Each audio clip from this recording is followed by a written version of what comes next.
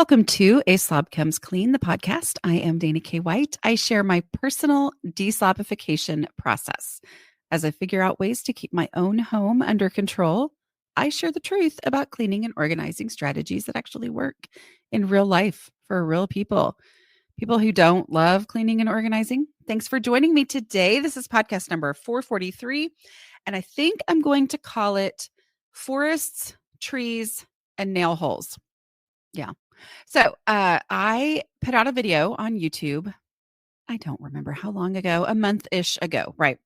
And a little thing about YouTube, in case you don't watch my YouTube channels or you channel or you don't realize this, I do all of my videos, or as many as I can, over the summer because my son Reed edits them for me, and so we've just kind of gotten into this thing where we try to get them all done over the summer so he doesn't have to work on them while he's at school. This year we did have probably 5 or 6 that I recorded for him to work on while he was home for Christmas break.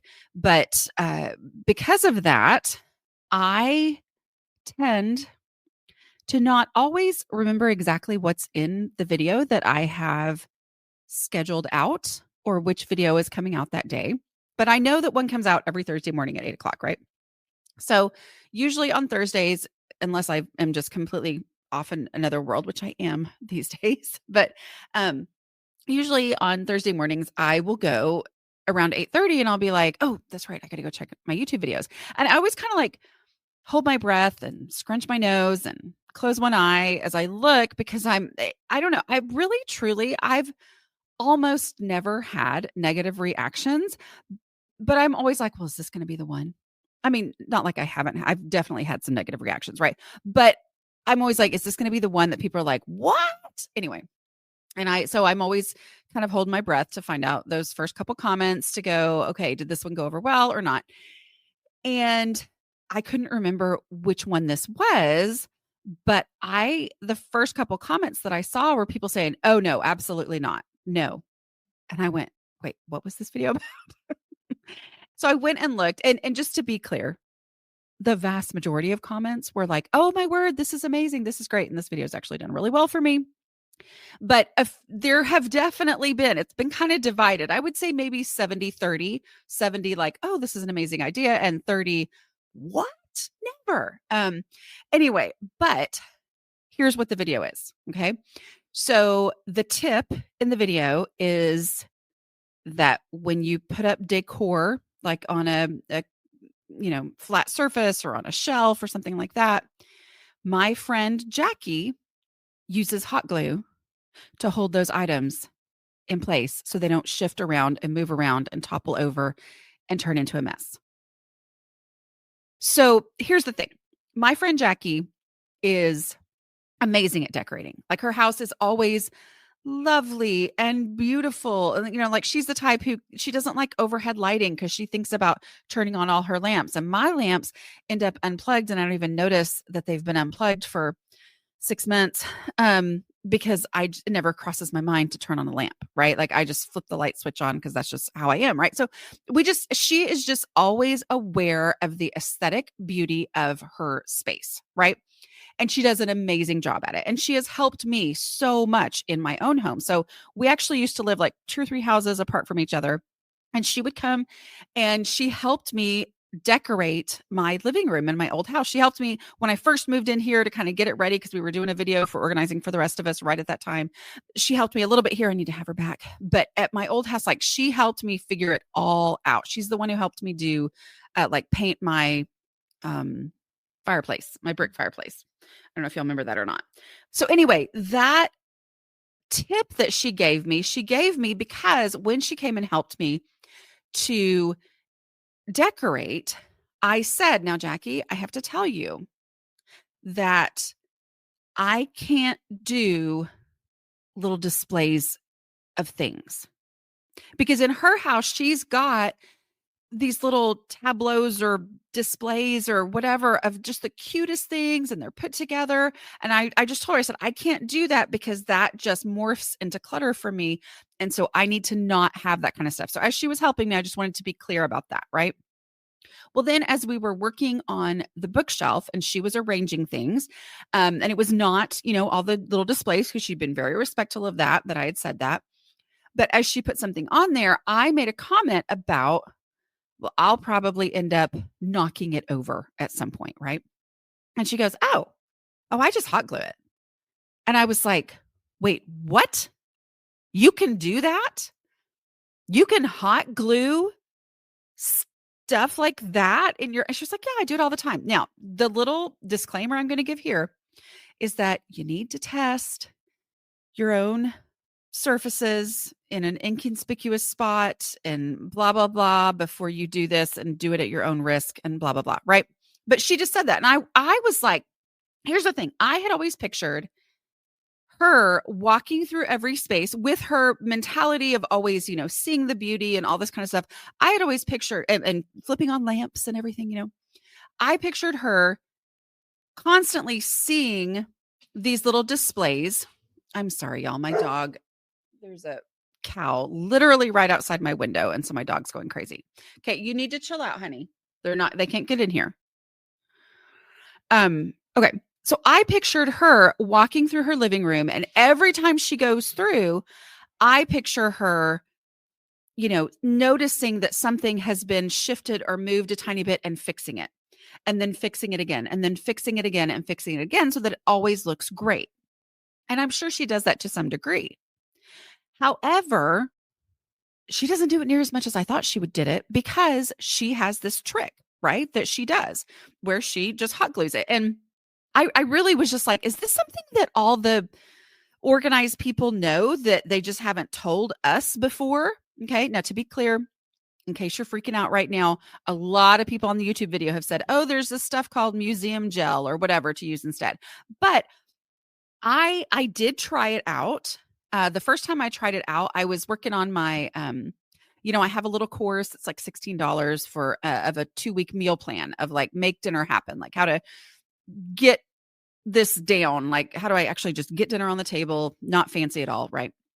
And so I was filming that, and I had my this was my old kitchen, which was not set up well for filming stuff like this.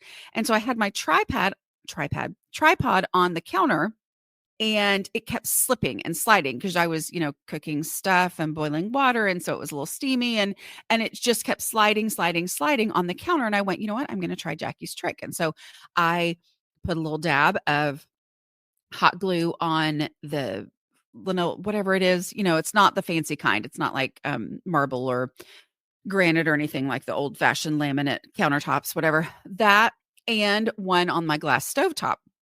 And then when I was done, I mean, you just like pick it and it just came off, and there was like literally no sign that it had ever been on there. So again, I'm not guaranteeing it.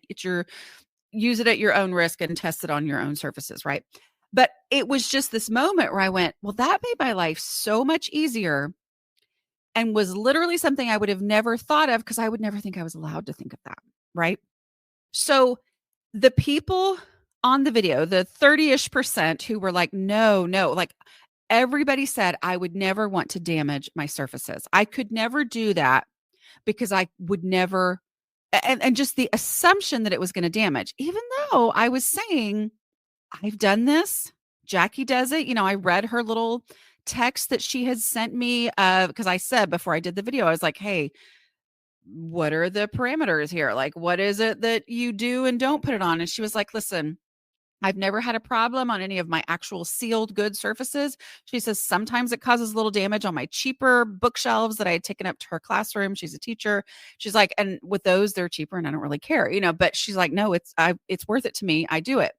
So this idea that it's going to be damaging, a lot of people just so immediately were horrified and dismissive. And I'm like, okay, it's fine. Like, y'all do what you want to do.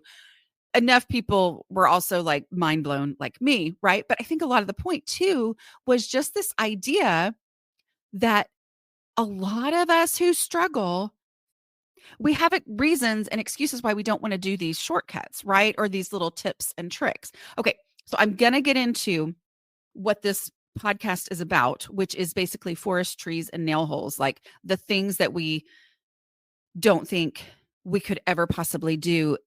But then that mentality is actually what's contributing to the space being out of control. But anyway, I do want to make sure you know that my coaches, my lovely coaches, whom I love, they are trained and certified by me in my decluttering process, right? So they have agreed to offer a special price on a 6-week class that as coaches, they have the curriculum to teach that we created, okay, that my team and I created.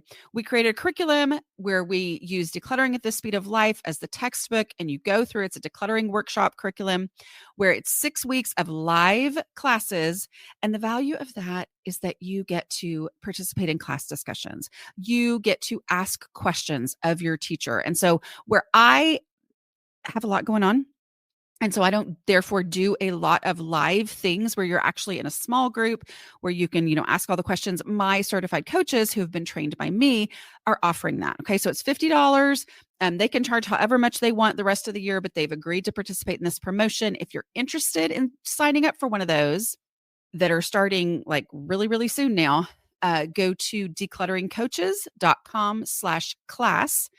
and find out more, find out if there's one in your area. Most of them are offering these classes online, but it would be great to connect with a coach in your area because then you get to know her. I think they're all women for this promotion, but you get to know her so that, you'll know if that's somebody you want to work with continually in the future. But these are great. It's a great opportunity. Go check it out. declutteringcoaches.com/class. So why is it that we get so horrified over this idea? Because here's the reality, right? Like, I get it. I get this. And this is all coming from my perspective. And I don't want anybody to feel like I'm attacking you. But here's the way our people tend to go.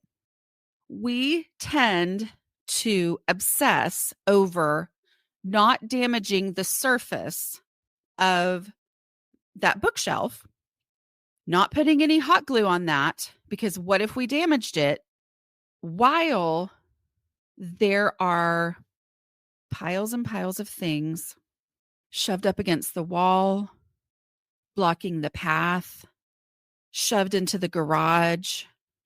There's all these things. It's not like everything is perfect and therefore I'm not going to damage this surface.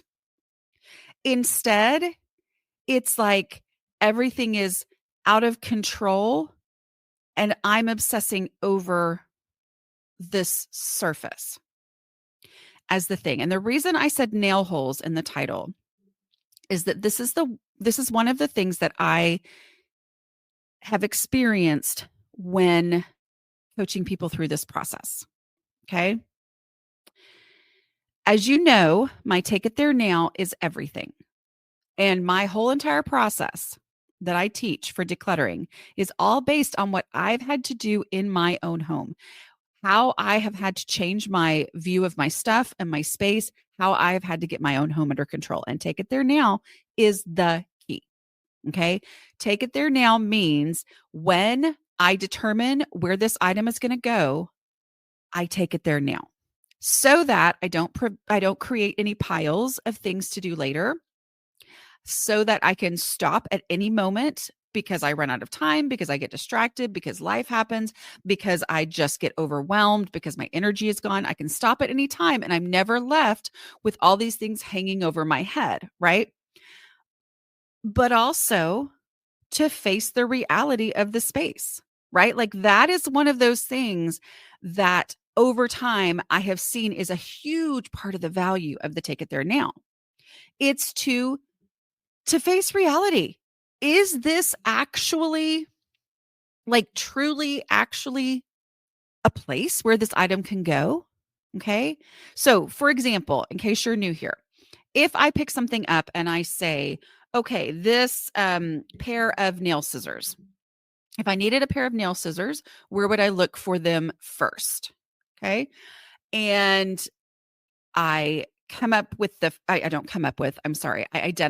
the first place where I would look. So this is not something where I know where these are going to be. I'm not confident that they're going to be there. This is not their established home. If it was, they've already left before we ever get to this process, right? Like they've already been taken to their homes. So this is down to the stuff where I'm like, I don't know where it goes. I needed a pair of nail scissors, where would I look first for a pair of nail scissors? And I picture myself starting the search for nail scissors, assuming that it's probably going to take me a long time to find the nail scissors. Where's the first place where I go look? Okay. I'm picturing a specific drawer in my bathroom. And so then the key to this is to then take it there now. Because what happens is sometimes I look at this item, and when I'm telling myself I have to take it there now, I realize, actually, you know what? We're never going to use these. These can just be donated. Right? Because I'm thinking, I don't want to walk across the house to the drawer where I would look for these. And if they're not worth walking across the house, then actually they're not that important to me. Right? Or I get to that drawer and I go to put them in there and I realize, oh, I've got 6 other pairs of nail scissors and I actually only use them on a rare occasion anyway. So because there's 6 other pairs in there. So actually I can take 4 of these, because I'm not going to go so extreme to only keep one, right? But I'm going to take 4 of these back with me to the donate box, right? But I faced the reality of that and I'm truly moving my home forward. Or I get there and that drawer where I say I would look for it first is completely packed full. All I have to do is say, okay, then what am I willing to get rid of in order to create the room for these nail scissors, right? So facing the reality of that space is a huge part of the value of taking it there now. So when I am helping people and if I run across, and this is for myself too, if I run across a wall hanging, and I would ask myself, even on that, where would I look for this first? Well, I've been thinking I would probably put that in my entryway. Okay.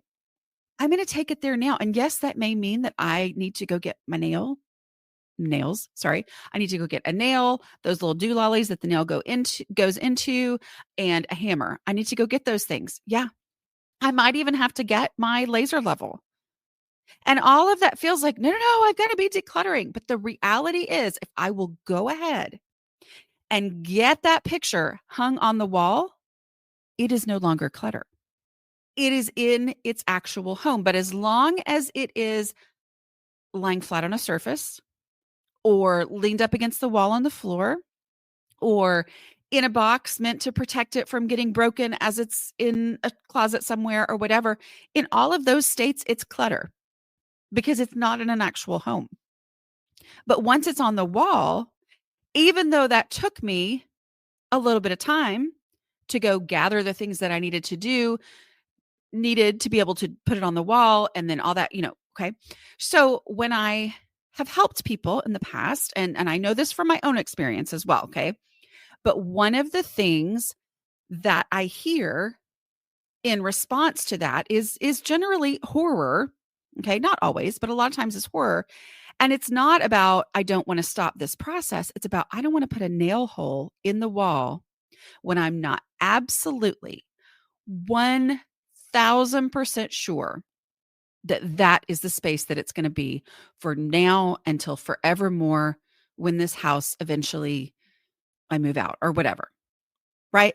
Like if they're not absolutely confident, they don't want to put that nail hole in the wall because it would damage the wall. Right? And so at the same time, in a lot of these situations, yes, the wall is remaining nail hole free, but there are piles everywhere and maybe only a path to walk through, if even that.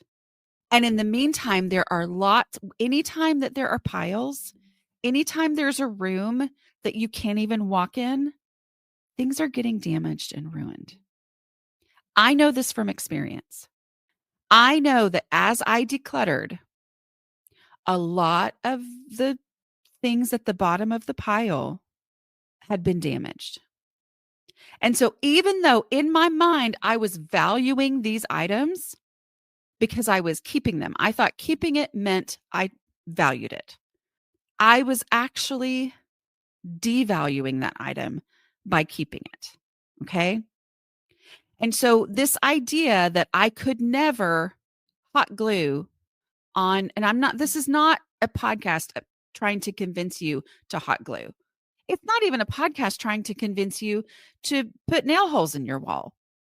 It's a podcast telling you that I understand this struggle, but I have had to come to the point where I've had to accept that my obsession with not damaging the wall was actually self-defeating and actually didn't make any sense. Okay? A pristine wall in a room that you can't actually walk into because of all the stuff.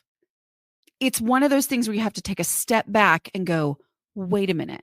How is this actually playing out in real life? The thing I say I value, taking care of stuff, am I actually doing that by this? Okay.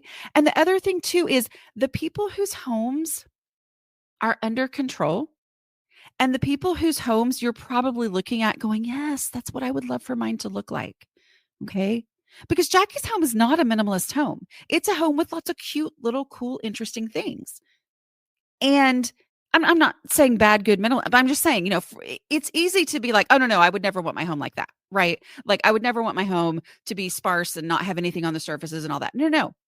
Jackie has all the things on the surfaces, which I think is what a lot of us are envisioning when we picture, I want a home with interesting things and blah, blah, blah. That's very much what she's doing. And she has this trick for actually making that manageable and maintainable, right? She also has cats, which a lot of people who were like, oh my goodness, this is the best tip ever, were like, this is going to help so much because my cats are always knocking everything over, right? So I'm like, that might be part of it. But like, she has the home that I think a lot of us who collect all the things are actually picturing. The people whose homes are under control are not as worried about these teeny tiny details as they are about the big detail of the space being functional and beautiful. Okay. And I think those of us who have gathered a lot of stuff tend to get so obsessed with the teeny tiny details that we lose the big picture of actually this space is completely unusable and non-aesthetic, aesthetically embarrassing, whatever, right? Because I have just brought in so much stuff and these little teeny tiny, oh, no, perfectionism details of I can't put a nail hole in the wall is the thing that makes me go, well, I can't hang that picture because I can't put the nail hole in the wall.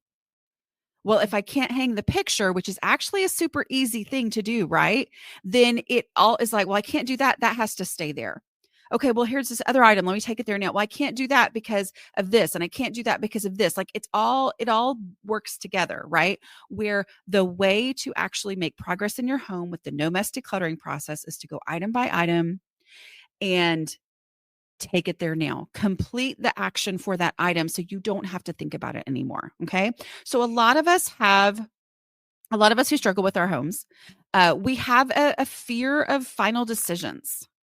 I think it can feel like maybe, it's the permanence of deciding that that item's going to be there. But the people whose homes are under control, they're willing to experiment.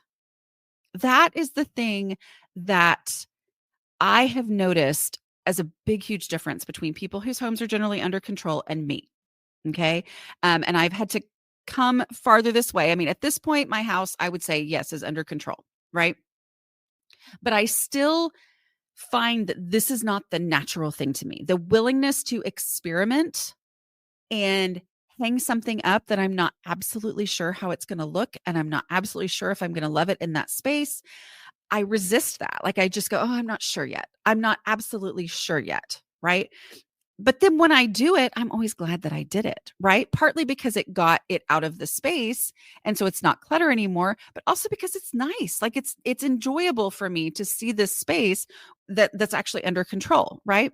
But I think it's that fear of final decisions. It's a lack of confidence in what I'm actually going to want. But so many times the reason it's hard to be confident that I'm going to know how I want it to look is because I can't picture what it's going to look like because of all the clutter in the space, right? Like there's so much stuff in the space, especially when we're talking about a room that is, you can't even really get into it or there's only a path because there's waist high clutter or whatever. There's piles everywhere.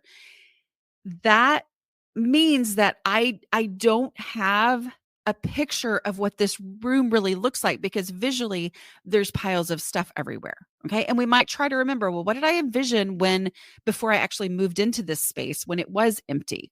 And I had a vision for things, but then all this stuff came in, and the stuff being there is the reason why I can't figure this out. Right. And it's a valid thing to skip it and move to the next thing, like skip the hanging it up and go to the next thing, go to the next thing. But I think it actually gets you there better if you will go ahead and, knowing this may not be the final decision, I might end up with a nail hole in my wall. I'm going to take it there now by putting it on the actual wall. Okay? Like that change in how you see things and look at things is incredibly powerful in moving you toward actually making the progress that you want to make, right? Because, and this is one of those things I've been saying so much lately, is like, so many times we look at how I want things to be perfect. I want my home to have this specific look. But then we have all this stuff in the way that it's so hard to even, like, we can't even envision the difference between, we can envision it, but we can't envision how to get from where we are to where we want to be. And the way you get there is one item at a time, right? It's one item at a time, final decision by final decision, and acting on that final decision. And it's the final decision part of it that freaks a lot of us out. Okay. People whose homes are under control aren't as worried about permanence. They're more willing to experience. We don't realize they're experimenting the way that they know they're experimenting. Okay. Like, we may see something and we don't know that they maybe tried it 16 different ways before they actually got it to that. Or maybe they don't even think that it's necessarily the end. They're like, oh, I kind of like it, but I don't know. I'll figure, they're willing to let it be something that shifts and evolves and changes. Okay. The other thing, I think there's a lot of us, if I'm going to do this thing, I want it to be permanent. I want it to be done. I love things that are done, right? But if y'all know me, you know that I want to put my time and effort into things that I know are going to have been worth my time, is also very related to that same mentality of how I used to just put off the daily things, put off doing the dishes, put off, what's the point of doing a 5-minute pickup when there's actually so much to be done? Shifting that and changing that was transformational for me in my home. Realizing that the maintenance tasks are actually where it's at. Like, that's the most valuable stuff I can be doing, is the boring daily stuff, is the stuff that does not have a permanence to it, right? Like, I always say I have a project brain. I'm great at projects. And yes, there are a lot of things that we can treat as projects and really throw ourselves into. But the reality is, my house is not a project. And as long as I treated it like a project that I was going to be done and finished with, then I never made real progress in my home, right? Like, it would build up and build up, because I was like, I don't want to do that. I want to do something that actually has permanence. Well, then the things I was not doing were causing, me to never actually get anywhere in actually changing my home. So that mentality is very similar here. Like, I don't want to do that small thing. I want to do the big thing, except that the small things are required for the big thing to work. So the experimentation, the knowing it may not be permanent, and yes, I'm going to put a hole in the wall. I mean, here's the thing. Your friends, your people that you know, whose homes are beautifully decorated, I want you to look. I want you to look around the next time you're there and see, are there any nail holes? And not as a criticism, as a freedom to you to go, like, are there nail holes where maybe they used to have something hanging and they don't anymore? Pay attention, because I think you're going to find that the reality is, the person whose home is beautifully decorated goes ahead and tries it. Don't let the obsession over the tiny detail keep you from seeing the big mess, right? We also are idealists. We want to do the very right thing. We're the same people who sort out all of our stuff into all these piles of the very most perfect people that, things would go to, like, this is me. This is what I used to do. I would go through my kids' clothes and I would make all these piles. I can remember having a guest room bed. So this would have been before my second kid was even out of his crib, right? Like I remember looking at that space and going, I remember that bed being covered in all these little piles of, here's stuff that will go to so and so who has a kid this age. Oh, this stuff will go to this person who's pregnant right now. And this is going to go to this, and this is going to go to this. And I would say 9 times out of 10, I never did all those really perfect details of making sure it all got to the right person. And instead, I ended up just continually being overwhelmed with stuff, right? Because those piles would sit there, or they would be in these neat little, sacks that I was going to take to different people. And then I couldn't remember which one was going to go to whom. And then it lasted too long, and they went ahead and had that baby, and that baby grew out of those clothes that, like before I ever got it to him. Right. So all of these, like trying to do the very best thing at the expense of the big picture, it's a real hang up for people like us. Okay. So I just want to point this out. That one of the things that I have learned from people whose houses are under control and are the way that I, admire and was always like, I want my house to be like that, is they don't sweat the small stuff quite as much as we do. It is great to have wonderful intentions. It is great to want to do things, to want to care for things, but always be watching for, is this actually backfiring for me? Okay. Because if you're not willing to hang something on the wall as a take it there now, then, if the whole room is a complete mess and full of piles, then that is a signal that, what, actually, I need to be getting rid of some stuff, right? Like, okay, I'm not willing to do that, but I need to majorly purge in this space so that then I can do the idealistic thing. But also the reality is sometimes, if you go to hang something up, then it forces you to make the decision, is this actually something I want to hang up? This is the rule that I have for myself. And I don't have a lot of arbitrary rules, but this is the rule. I'm like, this is what I know works for me. If I will take it there now, whatever that means. I had a wool jacket that I had purchased on ThreadUp a couple years ago.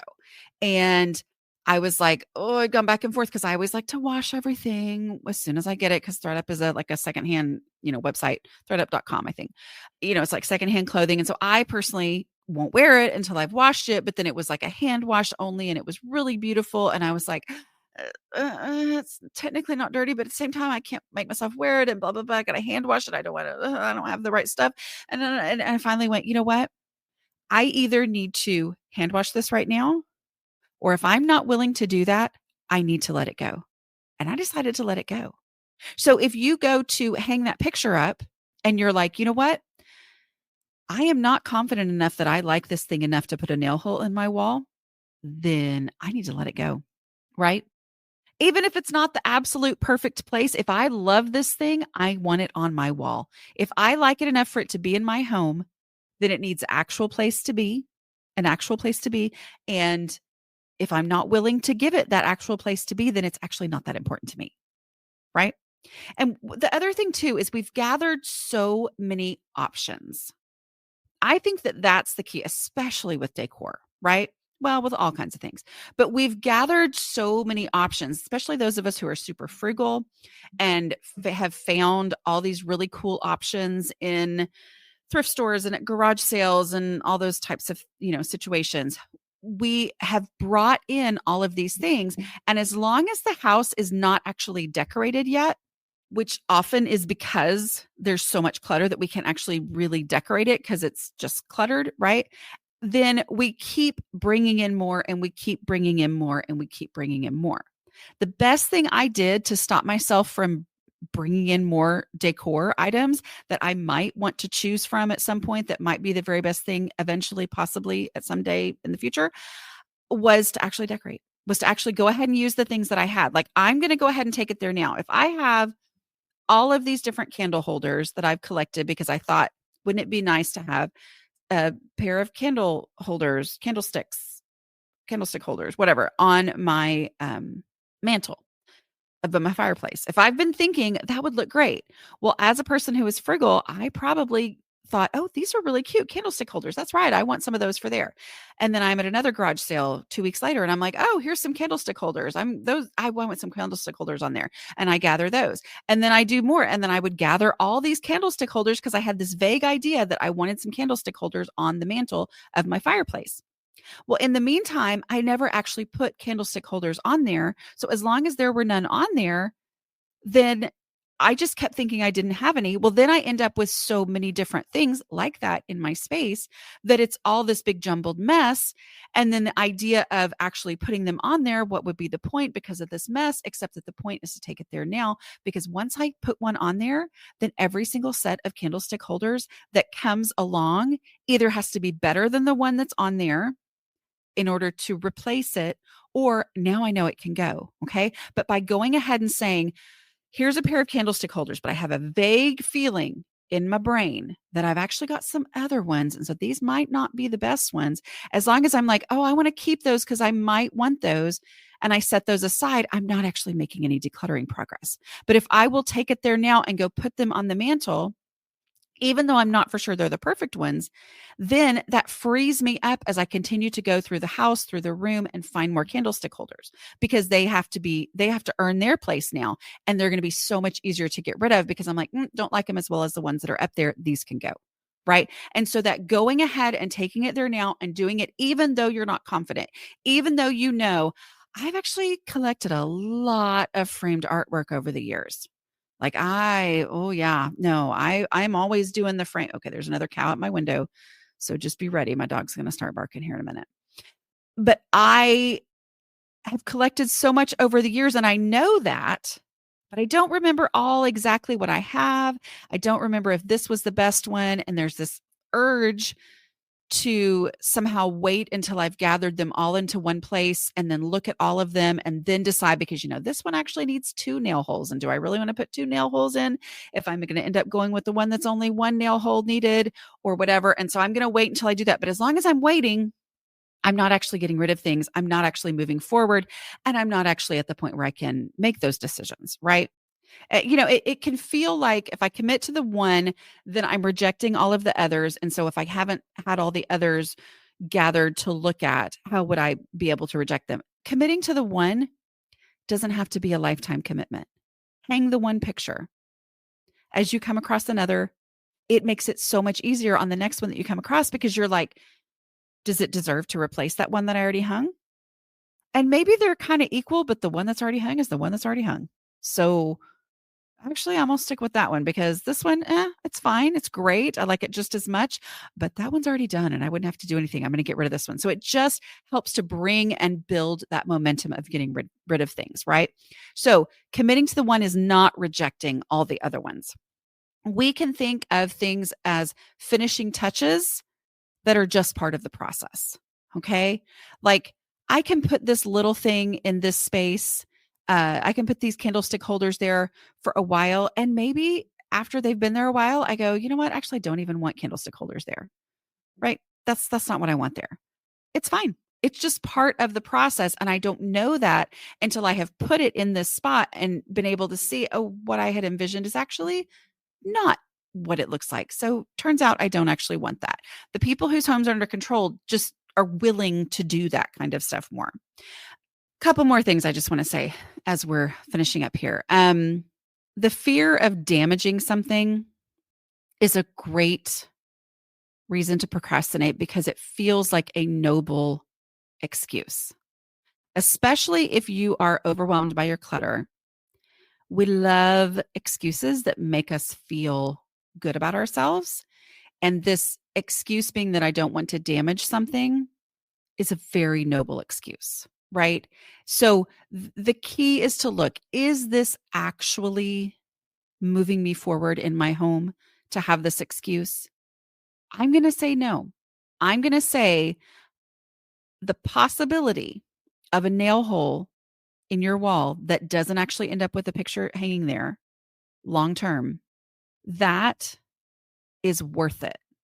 If it means that this room that was unusable, the space that we couldn't function in as a family, becomes functional because I'm able to get rid of things, right? Like I'm going to make the choice between those two things. The reality is that, I used to think I valued my stuff more than someone who got rid of things. But I had to come to the point where I realized I was wrong about that. I did not value my stuff more when my stuff was in piles. They made the harder decisions to let things go so that the things that they valued actually had a place of being valued. Okay. The example I can think of, I know I wrote a post years and years ago about, treasured things are not treasured if I'm not treasuring them.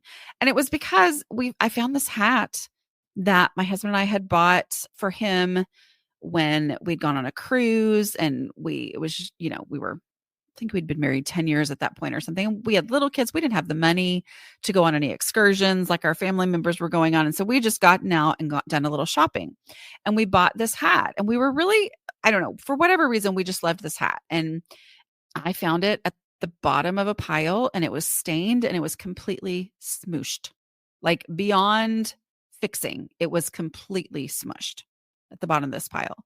And I realized, oh, I've been keeping all the things in this pile. And yet, because I kept them, this item that I thought I treasured actually got ruined. But it got ruined because of me keeping all these things I thought I was treasuring. And I realized, okay, it's the getting rid of the excess so that there is room and bandwidth to actually treasure and value things. That's really valuing something, right? I mean, here's the thing. All of our natural default is hypocrisy. And I'm not calling us hypocrites. I'm just saying I have had to go, wait a minute. I need to look at this situation realistically and not with myself as the hero. I have to look at this situation realistically because we all default to hypocrisy. I talk about this in my new book, which you should pre-order at aslobcomesclean.com/Jesus, right? Like I've heard it said that, we assume the best about our own intentions and the worst about other people's intentions, right? And so the key is not to call out others' hypocrisy, but instead to look in at ourselves and go, okay, where am I not seeing the forest for the trees? Like where am I not being realistic because I'm obsessed with some detail that makes me feel good about myself, makes me feel like I'm doing the best thing, when in reality, it's all actually backfiring, right? Here's the best way to be realistic about your stuff and how it's actually going. And all of this, if you're like, well, I don't know, am I obsessed with the wrong thing? Declutter. Use the no mess decluttering process.